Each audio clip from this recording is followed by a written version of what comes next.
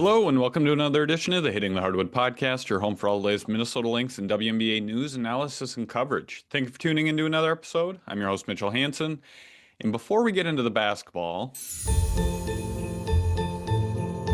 I just want to wish you all a very Merry Christmas, a very happy holiday. It's my favorite time of the year. I am a nut for Christmas. Yes, I am one of those people. I've my favorite movie of all time is National Lampoon's Christmas Vacation. My favorite Christmas movie of all time, I should say. I have about 8 pairs of Christmas Vacation socks. All my Christmas stuff is all Christmas Vacation themed. So yes, long story short is I'm one of those people. But I want to wish you all a very Merry Christmas, a Happy Hanukkah, Happy Holidays. Whatever you celebrate, I hope it's a very happy holiday season.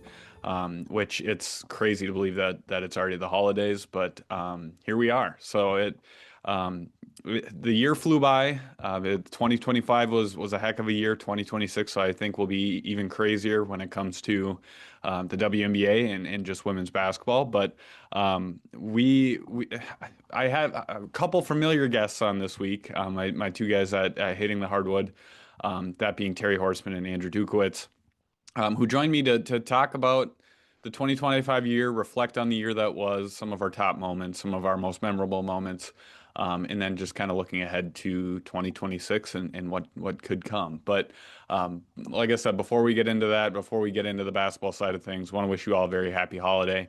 I want to thank you guys for making 2025 a very memorable year and a special year, for hitting the hardwood, for myself. We couldn't do this without you guys. This is why we do what we do. We do it to provide you guys with the content and the coverage that you deserve. And we truly believe that you guys do deserve that, and we want to do all we can to provide that, whether it's audio, our written content, whatever it may be. As a little teaser, we do have some big news coming in 2026 when it comes to hitting the hardwood. You'll see a lot more of us, and I'm very, very excited for that. But that will be in the early months of 2026, as we continue to roll all of that out. So more to come on that, but that is what we call in the business a teaser. And I am very bad at holding in information like that, and I want to be able to tell all of you, but in due time that will be coming. So without further ado, let's jump into the podcast with my friends Terry Horstman and Andrew Dukowitz, and let's talk about the 2025 year, and just kind of reflect on the year that was. So thank you once again for listening. Thank you to all of our partners that partner with Hitting the Hardwood. I'll jump into that here after the recording, and kind of list all of them. But thank you guys once again for making 2025 a very special year. And now let's get to the blabbering between the three of us here at Hitting the Hardwood. There's nothing merrier than the three amigos, the three Hitting the Hardwooders, coming together for a podcast. Wooders is a choice. Terry Horstman and Andrew Dukowitz, how you guys doing? Man, I'm doing great. I'd say Three Stooges is probably more apt and accurate, but I'm having a great holiday season so far. Love this time of year, and yeah, happy to be here. So glad we could get the gang together one more time before we go in guns ablaze into 2026. Heck yeah. I mean, I figured if Mitch can record a live stream from an Audi somewhere in Wisconsin, I can record from a Kona in Richfield. So I am here and willing and able. Yes, Andrew is gracious with his time, and he is traveling, so he's pulling a me, and I don't know if that's really pulling. At least Andrew's video is off, Mitchell. Yeah, that is true. He got a up the nose view of Mitchell for 40 minutes. Yep. And he murdered millions of tiny turtles somewhere in the backfield of Wisconsin. He did not. Hey, PETA listens to this show. That was a theory. That was a conspiracy theory that turned out not to be true. PETA, if you'd like to sponsor Hitting the Hardwood, you can email us at hittingthehardwood@gmail.com. Right. And that's not just the animal group. That's any New Englander named Peter. Yeah. PETA. Oh, gosh. Well, hey, thank you guys for joining. Before we kind of dive into the basketball things, what is one thing that you guys asked for Christmas? Ooh, that's a good question. What did I ask for Christmas? I I'll go for. I'm trying to up my vinyl game a little bit, so I asked for a bunch of different albums on Okay. vinyl from kind of across the spectrum. Um, a couple different old jazz ones, Charlie Parker with strings. So, Mom, I hope you found it. And a couple Wu-Tang albums, and I'm sure my wife will get me a Taylor Swift album on Heck vinyl, yeah. Heck which is yeah. more for her than for me, but also I enjoy it too. So vinyl albums is what I'll go with. Okay. Topps Chrome just came out this week. First Topps Chrome licensed product in like 15 years. So Topps Chrome is on my list. I also really want the mismatched colored Sabrina Ionescu shoes. Ooh. So those are really the only two things. I don't know what they're Nice. called. Jaden McDaniels wore them a couple days ago, and I went, those are the shoes I would like. And hopefully someone will do the research. They were Christmas colors, right? They were like, one was like, I thought one was like purplish and the other one was like greenish, but I could be wrong. And I confirmed that they were not the Kobe's, they were Sabrina's. So okay. I am again hoping someone will do their research. And if they don't and they just buy me sports cards, that's just fine too. Because friend of the pod, Travis Singleton, is always just a text away. I feel like Sneaker Reporter is the one to consult on that front. That is true. He was sitting 4 people down from me at the Wolves and Thunder game, and Jaden was wearing the shoes, and I full voice belted over a sellout crowd. What shoes are Jaden wearing? You guys make me feel lame and like I'm 55 years old, but I asked for a bunch of house stuff, which whatever. You're just the most mature person on this podcast. I don't know. I don't know about that. I would say undoubtedly the most mature person on this podcast. Oh gosh. Well, I said it to the listeners before we started recording, or the intro to this podcast. But wish you guys also a Merry Christmas and Happy Holidays, Happy New Year, everybody listening. Also wish you guys a Happy Holidays and Happy New Year. It's hard to believe we're already towards the end of the year. I feel like it was just like Mother's Day, and it was just Halloween, and it was just Thanksgiving, and now it's Christmas and New Year's. So. That is the world we live in when there's no basketball playing and no WNBA playing, and we don't know when the WNBA will be playing at this point unless something happens. But anyway, that was me knocking on wood with my crossed fingers. I know this is an audio medium. But before we talk about all of that stuff, I wanted to kind of look back on 2025 with you guys and kind of. Maybe just as a broad, WNBA, it could be either Lynx or WNBA, but what were some of your memorable moments and what kind of stood out to you most in 2025? Whether, like I said, whether it's league in totality, women's basketball, the Lynx specific, all the above. I'm going to lead this one off here because this was at times horrifying for me and also very charming at other times. At some point in the middle of the season, all of the Lynx players collectively decided that when Andrew, ask a question, they're just going to one-word answer it and then pause for 10 seconds before actually giving an answer. And that was, I'm very happy that I have a rapport with players, but that was for like a week and a half horrifying of like, yes. We were doing pretty good in our defensive rotations. Horrifying. Did you reevaluate your question asking artistry after that week and a half or during that week and a half? No, because Lan was the first person to do it, and she had like the biggest shit-eating grin on her face as she did it that I was like, oh, okay, so this is just a thing now. Thanks. But K-Mac also did it in her end of the season. You're trying to get me in trouble, aren't you? Pause for 10 seconds. Thanks for giving me a heart attack, every Lynx player this year. Were you trying to get them in trouble, Andrew? This wasn't meant to turn into an interrogation, but maybe this one-on-one is becoming my favorite moment of 2025 because we're still in it. You are kind of a troublemaker, Andrew. I will say, I do get into some skullduggery. I'm known to do that. Wasn't trying to get K-Mac in trouble, but if she wanted to shoot me a DM and tell me she's re-signing with the Lynx at any time, I'd appreciate it.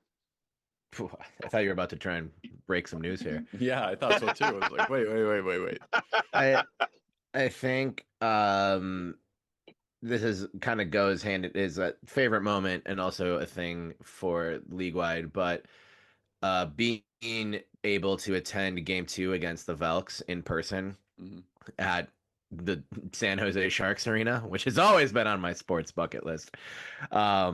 But just like that game individually and like like the Lynx closing out that series in the fashion that they did with that fourth quarter comeback was awesome. But also I think just the Valkyries as a team and a franchise as a fan base being even like calling them a home run sells it short. Like just how well that all worked and how great of an addition that was to the ecosystem. I'm sure Velks fans probably wish the end game was a little bit different. And of course, there couldn't have been a better person to hit a game-winning shot in that moment than Chechi Zandalicini, who just drew a little too much iron on it. But that one game was so fun and just a great thing to cover, and just a sort of experience Valhalla for itself, even not in its main arena. Like that's at the top of my list for I'm looking at road trips next year, even though we don't know what the schedule is. Other than All-Star, and just the Valkyries working as well as it did. It speaks a lot to that fan base, but it also speaks a lot to the league too. And like the things that are good about it. So just that not being, there's every kind of expansion team in every sport. There is kind of a moment where it like hits a thud, and that doesn't necessarily mean like it's bad or whatever, but there was never a thud with that at all. And the team was much better than we expected them to be. And it was a really fun 2-game sweep between the Lynx and the Valkyries, and that was just a really fun series to cover. Yeah, I would have to say for me, I'm gonna kind of veer a little bit away from the WNBA, and for me, the most memorable moment was seeing Unrivaled in its first year. Just seeing the kind of the fanfare around it, and just kind of the steam that it picked up immediately. And I think obviously that'll continue in 2026 when they start in January. But just the impact that made, and the impact it's already have, it's noticeable on the WNBA. Just even with the product that was on the floor at the beginning of the year, and just kind of keeping that momentum going, not having players go overseas, obviously, but also the money aspect of things. It's great creating great competition for the W to be able to to up that threshold, and to be able to pay players, or it's kind of allowing the players kind of a negotiating tool to be able to get more money, which they obviously deserve. But to me, that's maybe a changing moment in where we're at, or transformational moment of where we're at of women's basketball, and just the way that players are compensated and treated. So to me, that was a great success, to say the least. I think that's something that Athletes Unlimited had wanted to happen, but ultimately did not happen. But Unrivaled has taken off from day one. So that is, to me, one of the most memorable moments, and just being able to watch basketball in the off season is a lot of fun. And WNBA players, I should say, in the off season, when we don't usually get to do that when they're playing overseas. But there's a lot of good stuff. I mean, it was a heck of a year. I was talking about this before I started recording the podcast, that the 2025 was kind of crazy, or kind of a fun year, but 2026 is going to be, I think, even better. And I think so too. It will start with this off season, obviously, but it'll look much different, I think, in 2026 when opening night tips off. But 2025 gave me my 2026 Halloween costume, which will be Bridget Carlton's towel that Dejanay Carrington stole to hold up in front of Cheryl Reeve to block one camera angle. So I will forever be grateful of that moment as well. She was trying to take one for the team. She was being a team player, ultimate team player, blocking Cheryl during that altercation. That might be one of the memorable moments too, because that just kind of started it seemed like it was the kind of I the don't tip of the think we're iceberg. ever gonna forget that moment. No. Um, Other ones I remember, just as someone who's been such a big fan of Dijonay, her, whole career, uh, that was a Sunday when that trade came through, if I remember correctly, and I was sleeping in, which I love to do, and don't miss an opportunity to if it arises. And our cat just came into our room and was just screaming at me, which she doesn't normally do. Like, she's not a screamer. She's a very, very chill animal. And I'm just like, Kirby, what's going on? And then I look at my phone and see all of the alerts that the Lynx traded for Dejanay Carrington. So in a way, I'm like, okay, like the cat knew that this is gonna be. You thought this was gonna be just a chill Sunday. No, you have like 4 articles to write, homeboy, and was trying to help me get a good start. And then it was as cool of a trade as I could have hoped for. And then, of course, Dejanay's chase down block in Seattle to help the Lynx win in that first game. That's like a regular season game that I think will stand out as we look back on this season with a little bit more, time to heal the wounds from that Phoenix series.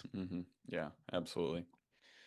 Absolutely. Well, so this is the first, I think, podcast I've recorded since my Lynx off-season updates have started up again at Canis Hoopus, but there's I believe there's 12 or I just wrote it last night, and there's 12 or 13, I can't remember, players playing or planning to play this off-season who ended the year on the roster, the Lynx roster. I think 12. Or that who they own the rights to, that being Dorky Uhas adds to that total. And But Maya and my Hirsch. Irish. Yep, So it's yep, maybe, I think exactly. it is 13. So yep, I think you're right, 13. But obviously we have some players playing in Unrivaled, which has not started yet. But just some notable performances over the last week. Jessica Shepard has had an unbelievable week. She seems to always do overseas. But for the most part, I mean, the top three, in my eyes, are, I mean, the three players you expect to kind of hit the ground running: Kayla McBride, Bridget Carlton, Jessica Shepard. They're all playing really well. Dorothy Uhas is playing. She's having a solid offseason so far. But you can check out the offseason updates at Canis Hoopus at canishoopus.com. They'll be there every Monday. But you guys have any thoughts on what we've seen so far for this offseason from the Lynx? I mean, it was cool to see Shepard and BC play against each Yeah. other in Eurobasket, Mm-hmm. and Shep got the better of that matchup. But as Eurobasket continues to unfold, um, and maybe we've gotten one already. I haven't gone through every line of box score, Mitchell, but with both K-Mac and Dorka in Turkey, they should play each other multiple times probably. Yeah, I think so. So there'll be some, links on links matchups, which are always fun when they happen overseas or in international play. So with just that being a chance, I think that's just a fun wrinkle of the off season. So yeah, I think Shepard dropped like 23 in that Yeah. game between her Italian team and Bridget's Czech team. Um, Skyo versus Praha. Um, and yeah, so that's just fun. And I'm also excited obviously for Unrivaled to start, but also AU to start, because I think Jalen Sherrod had a pretty good end of the season in terms of practices, Mm-hmm. and had a pretty good AU season last year. So that's starting up not this week. This is Christmas week, but like pretty soon after. I think the first Yeah. full week of January, I think. Yeah. It's So around the same time as around the same, Unrivaled. yeah, it's pretty much the same schedule. Yeah. But there's some intriguing names in AU as well, including Jalen, who I think made a lot of friends throughout the Lynx organization. So that's just a name I have circled to consider for how good the chances are that Reeve brings them back. And so I'll be curious to see how she does in Nashville as well. Yeah. Just for we were talking about this earlier. K-Mac and Dorka squared off on November 23rd. K-Mac and Fenner won 75-71. Okay. So they've played each other once so far, but there will be more. There's probably a grudge match coming. Yeah, yeah. I wanted to we've talked about this at length for I don't know how many podcasts, but the CBA. We are about what That old chestnut. yeah, about 2 weeks away from the deadline, the deadline extension. So this is the second one, right? Yeah, it's the second extension. Yeah. So this will be this I think this is the last one. It's either there's an agreement on January 9th, or there's probably a lockout or some sort of strike or all the above. But there's really not much more to talk about. They keep going back and forth with proposals, and it seems like from what everything that the players are saying, there's really nothing, no common ground that's being made, which is unfortunate. And I mean, we're not going to hear anything until the new year at this point. It's around the holidays. It's getting to the new year. But if anyone was gonna drop something on Christmas morning, yeah, that it would be this league that administration is at 9 o'clock at night too yet.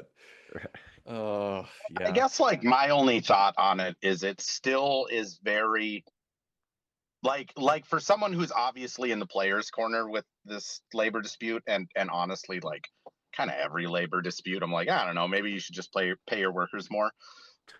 It is really disheartening that the league keeps leaking out just broad-faced numbers to try and get public sway on their side. And like not everyone is going to do the math, but like it's literally just cross multiplying. It's not a ton of math you have to do. The revenue share that they're offering is like between 10 to 15% based off of where you think like the outside investors 60% falls. Like, and the players kind of came out with a big article. I can't remember who published it, but it sounds like they're just asking for 30. Like they're not asking for a 50-50 split.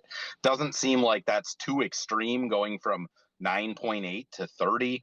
And the league's response last week was to just leak again that they're offering $1 million max salaries, which is still 10 to 15% of a revenue share, which is really disappointing. Like, if I'm being honest, because are we really talking about that much money when you look at the TV deals coming in next year?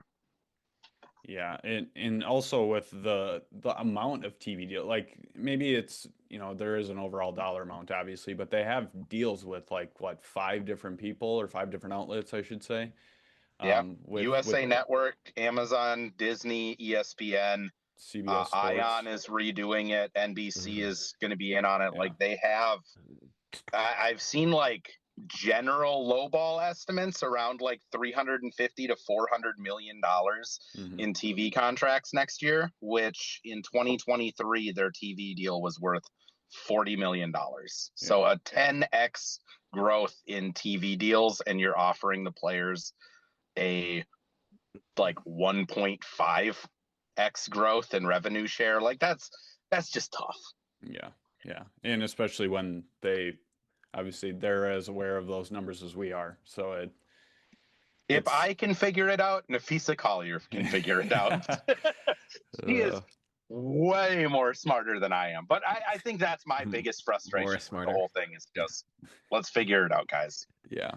Do you guys, when I'm knocking on wood, when there is a new CBA, do you guys think that, there was the rumors at the beginning that Kathy would be out after a new CBA deal was agreed upon. Do you still think that might be the case? Are you hoping that's the case? Are you not hoping that's the case? What are your guys' thoughts? I wouldn't be too surprised either way.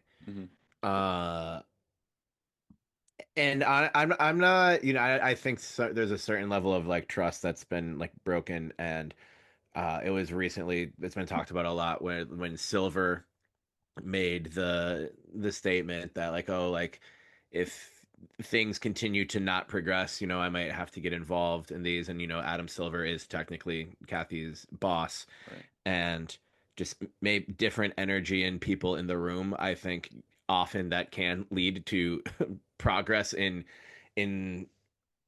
coming to conclusions. But Yeah, and I don't say this out of any like love for Kathy, but if she does end up staying, I don't think it's necessarily all awful. Hmm. I think it is maybe it makes sense at this point where turning over a new leaf, you get someone else in there that just has a blank slate with the players and Yeah. the coaches and the officials and all of the things that have gone on. So I think that's probably ideal.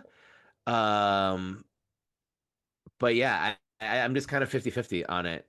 There's, obviously there'll be a chance for more new business ventures, which, that's Kathy's world and has been successful in bringing in new partners, Hmm. just from a pure numerical standpoint.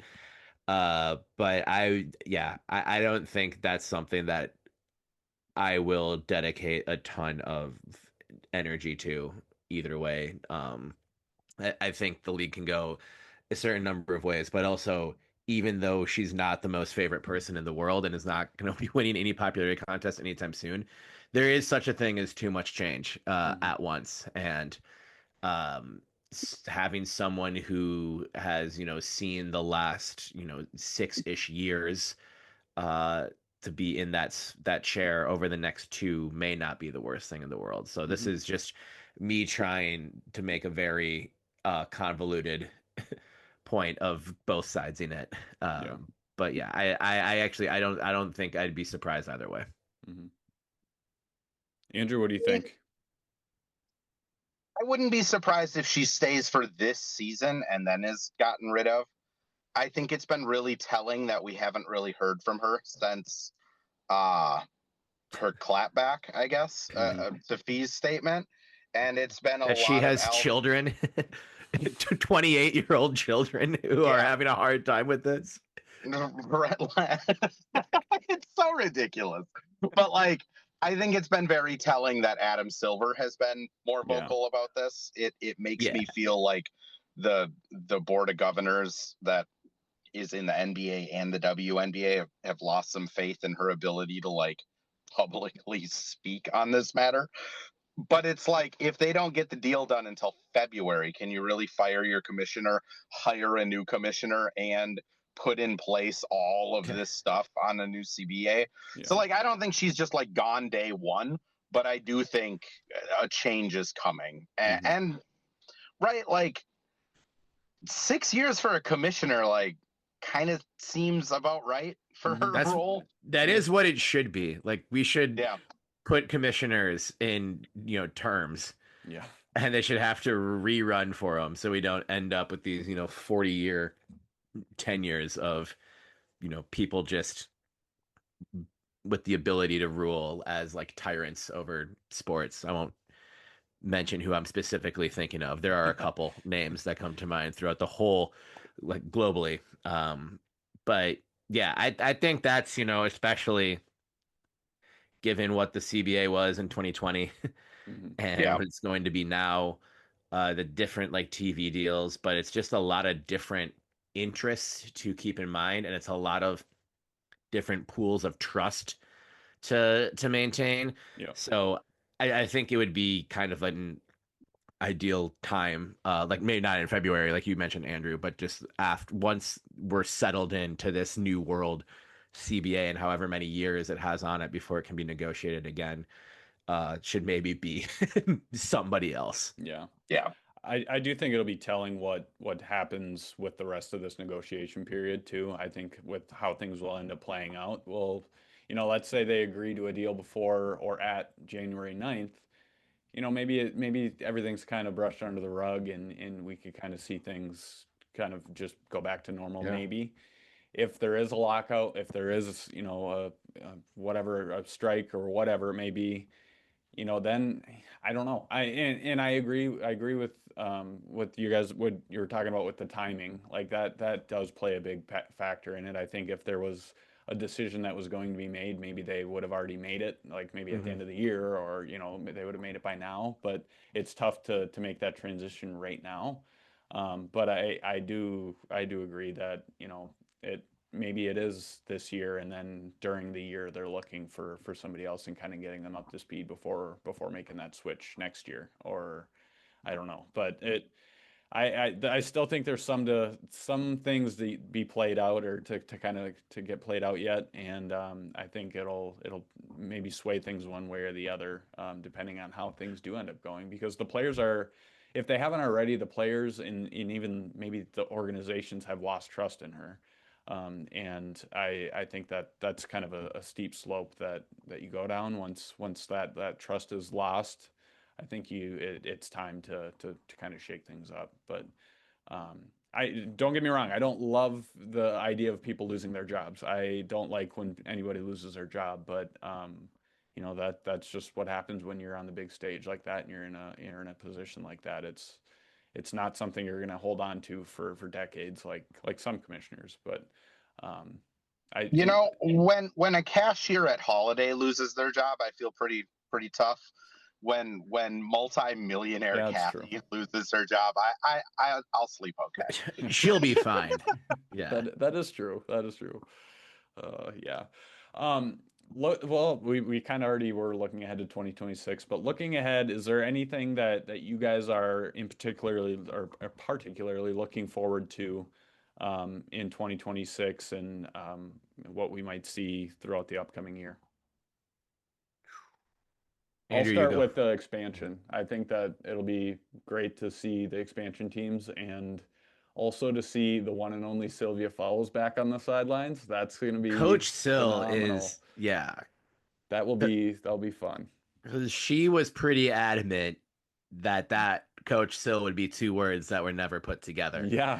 When she retired, I And think she said hell no, that she was was not just going to do that. aspiring to be the world's coolest mortician. Yeah. And so Sill as an Undertaker is still kind of like the, version of her post basketball life that I'm obsessed with, but there's time for that and Sill can do it all. Yep. But yeah, Coach Sill for sure coming to Minneapolis at least once, probably twice Mhm. in an opposing assistant coach role will be must see TV. Yeah, I agree. I do think it'll be nice to see those expansion teams are fun to see to see if they're able to continue like build off of what Golden State did, and just kind of see if that momentum can carry for two more expansion teams. I have a hard time believing it's going to be as successful as Golden Right. State, but it'll be fun to see. It won't see be two more as teams in. successful from a wins and losses standpoint, Right, but it yeah. could be as cool in both of those markets, which are both Yeah. cool cities. Yeah, exactly. Absolutely. I would say the things I'm looking forward to are like very like kind of inside baseball minutia type of things. Like, the Lynx do a junior dream team every Yep. year where they have members of the Special Olympics organization Mhm. come in for a day of practice, and like that's between the Wolves doing it and the Lynx doing it. That's like one of my favorite days of the year. When Simone Augustus comes back and is just like wandering around practice, and you get a chance to just kind of see Moan and talk to her, like I think that's always really fun. And then just like people reporting to training camp, like I do really enjoy the first couple weeks of a training camp because vibes are so high. You can tell everybody's so excited to be back. Mm-hmm. And then, I mean, the other thing is just the continued evolution of Cheryl Reeve. Like, I think the last 2.5, 3 years, we've kind of seen a little bit more like character depth with Cheryl. It's not just the throwing jacket, clipboard snapping head coach of the Lynx. We're starting to see, that she has a lot more to say on not just like social issues, because she's always been that way, but like even like dyeing her hair pink or making like salad bowl mixing references. Like she just has a lot more depth as a comedian that I'm looking forward to being able to hopefully get more of that out of her. Well, and she was when she did the player intros for the Junior Dream Team day 2 was Yes. That was the best stand-up bit I saw in comedy in 2025. Yeah, if you're not there, you can't really tell.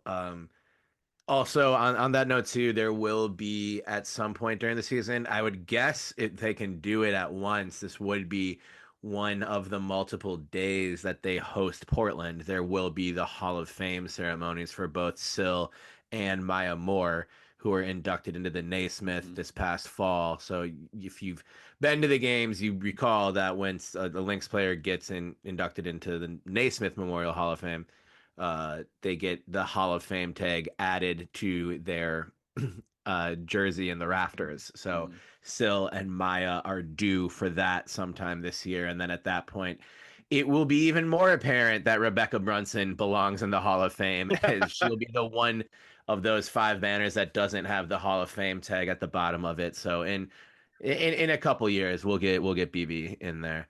But so those games will be incredible, and have to add those to the calendar. Will this be the first one that they don't have against LA? Because they always do those. It isn't LA. Maybe they Still don't have to be against Portland just because Sil's on the bench. Yeah, like Sil skips a game to be here just to talk shit to LA. I would love that. I think it would depend on like Maya will have his say in that too. So,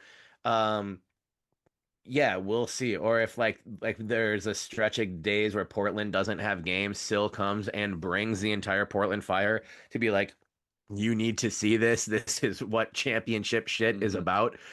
She probably wouldn't say shit, but that's just Sil and Maya will be in the house again at some point. And the Lynx are always good at this kind of thing. We've had both Sil and Maya in the house for a lot of things the last few years. I don't know if a year's gone by in the beat where at least 1, 2, and more members of those dynasty teams were around getting honored, whatever.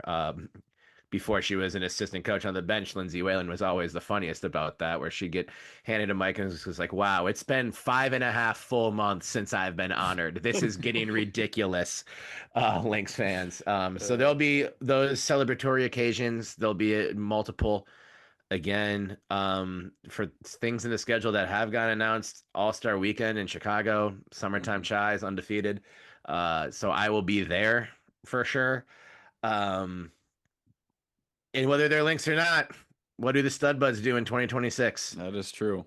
They're not gonna just not follow up what they did this year without something magical. So that's on my New Year's resolution is just keep following stud buds. Heck yeah. And supporting them in whatever way we can. Heck yeah.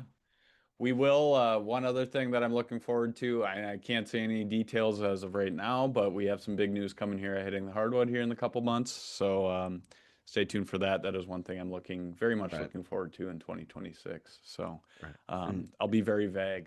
Like I said, nice. I said in the recording before we started recording this podcast, that is what we call in the business a tease. And I am sticking to that, and I am usually one that is. I can't keep my mouth shut when it comes to stuff like this. So I'm excited. So it's not a steel trap. We'll be rolling that out hopefully here in the coming months. So I have at least one more thing I'm looking forward to that I can't talk about yet. So on the subject of vagueness and tease and being.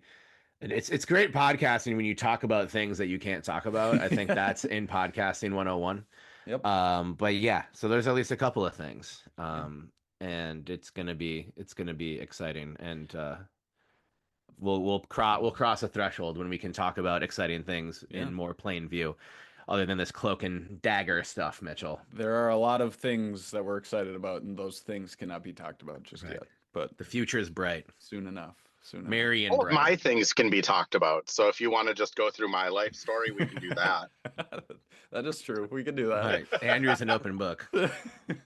I don't even comprehend something's about to happen until it actually happens. So I live. Yeah, Andrew doesn't even know what we're talking about right now. That's how vague it is. I'm sitting here like, man, big things coming up. Andrew's like, wait, did I miss an email somewhere? What's happening?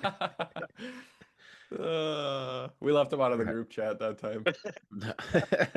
I skimmed a Word document at one point, but I didn't really read it.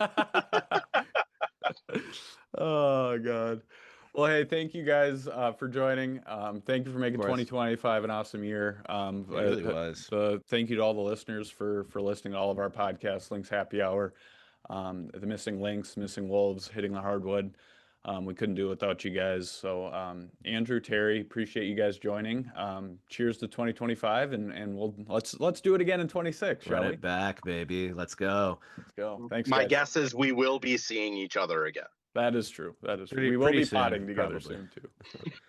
Thank you once again to my guys, Terry and Andrew, for joining the podcast. I love talking to those guys, and as you can tell, we all get along very well, and we could sit and literally talk and blab about nothing for hours. So that's what makes us work so well together. But I appreciate those guys jumping on and reflecting on the 2025 year with me. And kind of looking ahead to 2026 as well.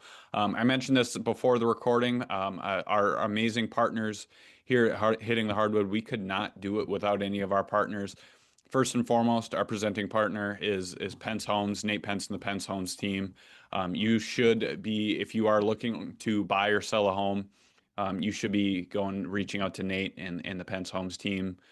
They're awesome. If you should know this already, but you've probably seen him at Lynx games, you've seen him at Wolves games. Nate's a huge Minnesota basketball fan. So if that's persuasion enough for you to go check out Nate and his team, please do. But you can check out Pentz Homes at pentzhomes.com. So please go get started with them today, and let's make your home ownership goals a reality. And then the second one is Firehawk Construction and Remodeling. Isaac and the team at Firehawk are awesome. They've been a great partner of ours, great supporter of Hitting the Hardwood and all of our podcasts. So I appreciate Isaac and all that they do and the support that they provide. But if you're looking for any remodeling needs, construction or remodeling needs, you should be thinking about Firehawk. You can go check out their website. You can give them a call. You can send them an email. You can find all of that information on our partners page on our website. And then I want to give a shout out to our three supporting partners, that being Fantasy Sports EVO, BettorEdge, and Homage. They've been longtime supporters of Hitting the Hardwood and the Hitting the Hardwood network. We couldn't do it without all of our partners. If you or you know somebody that wants to become a partner, you can check out our partners page, on our website. You can find our sponsorship levels, and we can get started there. If there's something on there that you don't see that you want to inquire about, send us an email at hittingthehardwood@gmail.com, and we'd be happy to chat about how we can work together and how we can partner together to continue to keep this thing rolling. So once again, as I said at the beginning of the podcast, I wish you all a very, very, very happy holiday. I probably won't talk to you before the new year, so I wish you a very happy new year as well. Thank you once again for making 2025 a memorable year. I'm so grateful for each and every one of you for not only listening, but supporting Hitting the Hardwood in totality, supporting me, following me on social media, reading my content. I truly could not do this without any of you guys and your guys' support. So thank you from the bottom of my heart. Looking forward to an amazing 2026 year.